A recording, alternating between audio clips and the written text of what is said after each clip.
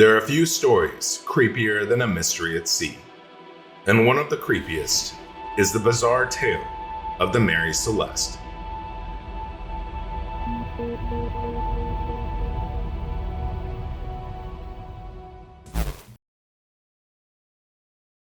On December 4th, 1872, the Canadian sailing ship Dei Gratia was venturing across the North Atlantic, about halfway between the Azores and mainland Portugal, when she happened upon a strange sight.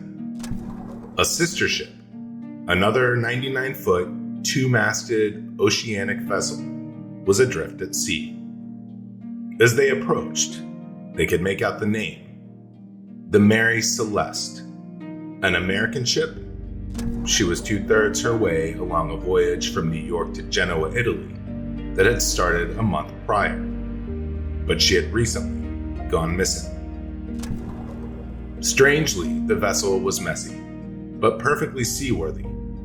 There were plenty of provisions, the galley equipment was properly stored, her cargo of alcohol was intact, and there was no sign of violence or panic on board. But the ship was uninhabited.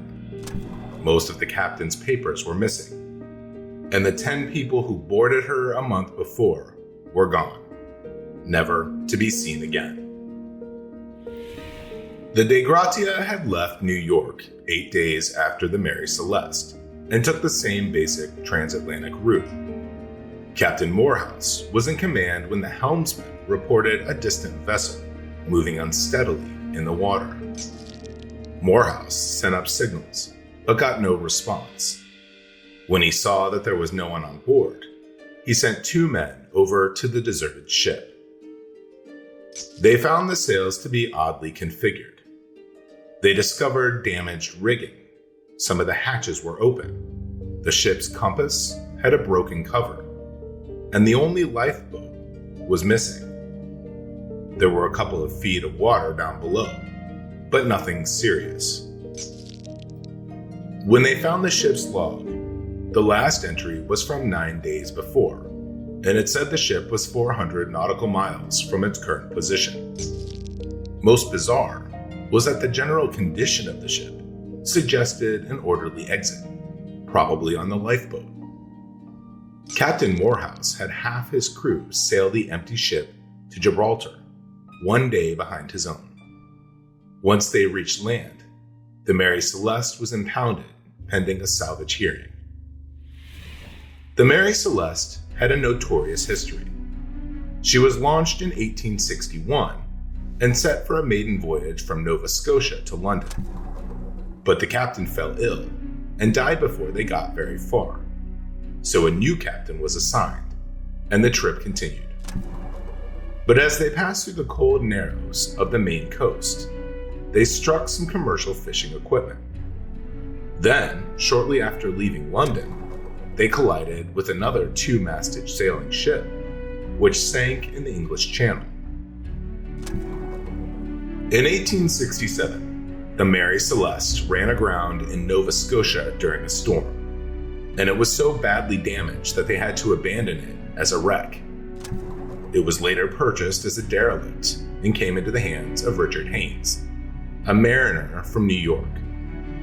But a year later, it was grabbed by Haynes's creditors and sold to a consortium. From there, the Mary Celeste worked uneventfully as a trading ship to and from the West Indies. In 1872, the ship underwent a major refurbishment in New York, which added another 4 feet to her length. The refitted ship was then readied for its first new voyage, from New York to Genoa. The ship was helmed by Captain Benjamin Briggs, one of its investors, and a sailor of considerable reputation.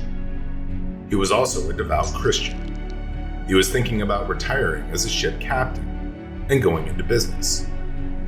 On this voyage, he brought along his wife, Sarah, and his infant daughter, Sophia. Their school-aged son remained at home in Massachusetts with his grandmother. Also on board were the first and second mates, the steward and 4 general seamen. Briggs felt he had assembled a good team. In October 1872, the ship was loaded up with 1,701 barrels of alcohol. In early November, she started out of port, but the voyage was delayed for 2 days by rough water. Then on November 7th, they finally ventured out into the Atlantic. Captain Morehouse and the Dei Gratia was scheduled to leave New York 1 week later and follow the same course to Europe. Morehouse never expected to see the Mary Celeste once it left New York, so it was a shock to find it adrift in the North Atlantic. After his men boarded and sailed it into the port of Gibraltar, salvage hearings were held to decide who owned the ship and its cargo. Morehouse was claiming salvage rights, but the pompous and intractable Attorney General of Gibraltar was convinced that something criminal had happened and that it may have involved the shipment of alcohol. 3 weeks after it was found, the Mary Celeste was officially examined. Inspectors noted cuts on each side of the ship's bow, which they claimed were man-made. They found what they believed was blood on the sword left behind by Captain Briggs, and nearby there was a cut in the ship's railing that looked like the work of an axe. Inspectors noted that the ship hadn't hit anything, nor did it confront hard weather. Ultimately, the Attorney General decided that the Mary Celeste crew got drunk, mutinied, and murdered Briggs and his family. He also suspected Captain Morehouse of conspiracy in a plot to claim the salvage. He didn't believe Morehouse's report of where they had found the ship. It seemed too far for the ship to have drifted on its own. But when it was examined again, they discovered there was no spilled blood on board, and the cuts found on the ship's hull were caused naturally, not by human weapons. The theories about murder and conspiracy were false, but this left plenty of room for rumors and speculation. Because the Mary Celeste was heavily insured, some suspected insurance fraud. Some accused Captain Morehouse and his crew of plotting to kill the Mary Celeste's passengers and take its cargo. But this didn't make sense because the Dei Gratia was a slower ship, and it left New York a week after the Mary Celeste. Morehouse could never have caught up to it. But the theories flew wildly. Some suggested Briggs and Morehouse had plotted together and conspired to split the salvage profits. Others thought the ship might have been attacked by pirates, who were known to prowl the waters off North Africa and Gibraltar. This idea didn't hold up, however, because the ship wasn't looted. And then there were those who thought Briggs just went insane and killed everyone on board, including himself. Less dramatic theories say that the ship was becalmed, and Briggs had everyone board the lifeboat in hopes of finding land. But then the weather kicked up, blowing the ship eastward and sinking the lifeboat. The problem with this theory is that most of the ship's sails were furled, not something you'd find if it had been becalmed. The missing lifeboat sparked a particularly ambitious theory. What if the crew went into the lifeboat to avoid a temporary threat on board, but expected to return to the ship? When something went wrong, they either lost the tow line or something forced them to cut it loose. Log entries mention the crew hearing grumblings from below deck. This was thought to be their alcohol cargo, generating gas, which would sometimes explode. Perhaps they were fleeing exploding cargo. The theories seemed to grow even more bizarre. Because there were a couple of feet of water in the bilge, some suggest the crew could have been killed by a waterspout. A vertical cyclone of water could be responsible for dumping the water on board and scaring the crew into believing the ship was sinking. Still, others suggest undersea earthquakes or an attack by a giant squid. Inevitably, some even blame space aliens.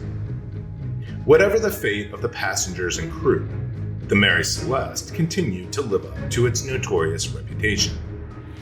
In 1885, her latest owner purposely wrecked the ship off the coast of Haiti as part of an insurance fraud scam. It didn't work. One of the conspirators died broke only months later. A second went insane, and a third committed suicide. The story was so captivating, however, that Sherlock Holmes author Sir Arthur Conan Doyle wrote a short story based on the event. This only added to the rumors and wild theories. To this day, nobody really knows what happened to the 10 people aboard the Mary Celeste. My name is Scott, and thank you so much for watching. We're a group of curious and passionate humans creating documentary-style content for those who share our curiosity, ask questions, and seek to dig deeper in a world where almost everything isn't quite what it seems. We are Mystery Syndicate. If you like what we do, please consider subscribing to our YouTube channel, leave a comment, and give this video a like. And to be notified when we post new videos, hit that notification bell.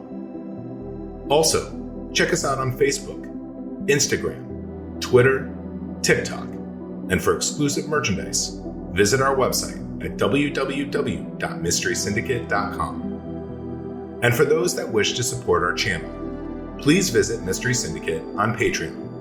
We have a variety of new patron tiers with tons of great benefits.